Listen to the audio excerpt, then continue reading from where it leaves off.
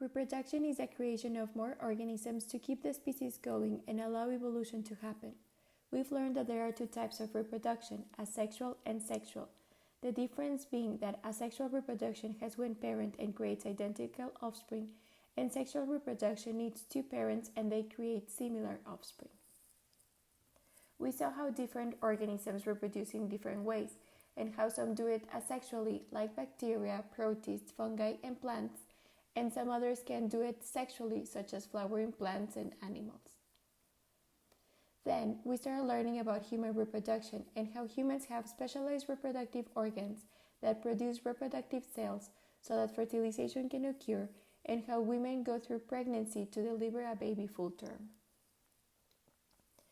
Human reproduction is possible since puberty. Puberty is the stage in human development in which the reproductive organs start producing active reproductive cells. This happens around ages 9 to 15. Puberty starts when the brain sends a message to a gland called the pituitary gland to increase its production of two hormones, follicle-stimulating hormone and luteinizing hormone. The message is received by the reproductive glands called gonads. The gonads have two functions, the production of gametes and the secretion of hormones. The reproductive gonads are different in women and in men. The gonads in women are the ovaries. They produce eggs and secrete estrogen and progesterone. In men, the gonads are the testes. They produce sperm and secrete testosterone. We already saw that the female reproductive system is in charge of producing eggs. Besides, it prepares the female's body to nourish a developing embryo. It's important to highlight that the ovaries produce one mature egg each month and that all the reproductive organs are inside the female's body. Females have the following reproductive organs: ovaries, fallopian tube, uterus, and vagina. The ovaries contains thousands of follicles. A follicle surrounds a single egg and it helps it mature. When the egg is ready, it's released from the follicle and it moves through the fallopian tube. It stays there a couple of days and then moves to the cavity, the uterus. The uterus is already ready to receive a fertilized egg. If it is fertilized, pregnancy begins. If it isn't, menstruation begins. The fully developed baby or menstruation need to leave the uterus at some point. They do it through the cervix, which is an opening that connects the uterus to the vagina. The vagina is a canal that leads outside the female's body. To understand how the female's body prepares for pregnancy, it's necessary to understand the menstrual cycle. The menstrual cycle starts with puberty, when girls are about 9 to 15 years old, and it ends when women are about 50 years old, in a stage called menopause. The purpose of it is to prepare the body for possible pregnancy. The menstrual cycle takes about 28 days, and during this time, an egg is developed, released, and implanted in the uterus. The uterus prepares for pregnancy, but if there is no baby, then everything is discharged, and the body begins the process all over again.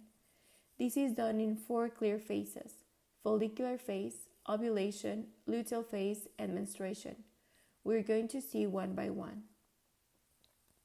The follicular phase begins when there are very low estrogen levels in the bloodstream.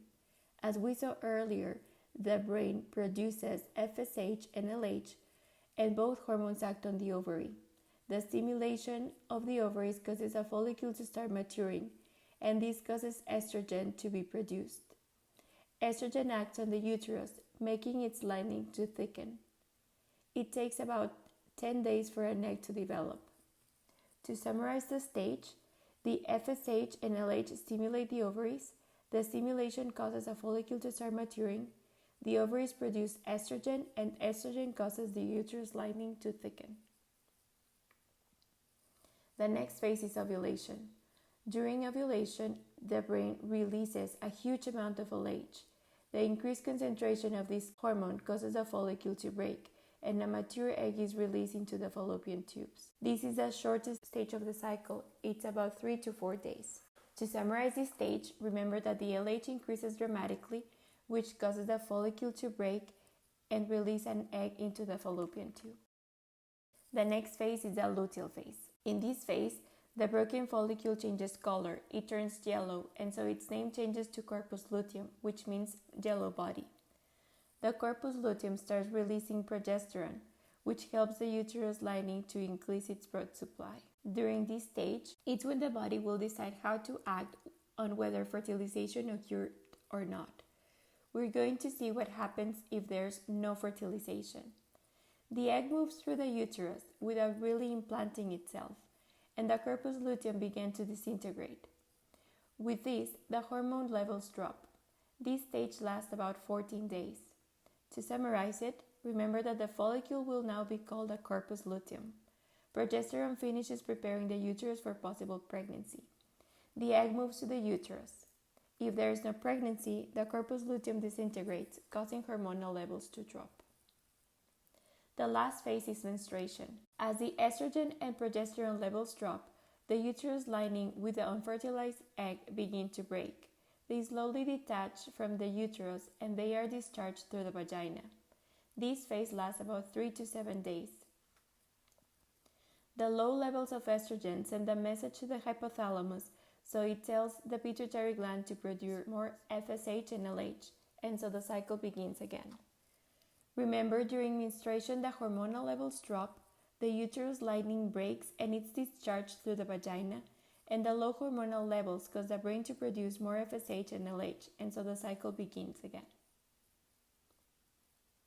The menstrual cycle is very important. It's very important for women to keep track of their menstrual cycle, how long it is, the amount of blood during menstruation, and how they feel. The changing hormones can cause a lot of side effects such as cramps, tender breasts, headaches, acne, backache, nausea, fatigue, bloating, cravings, insomnia, and mood swings. It's very important to pay attention to the body and know it.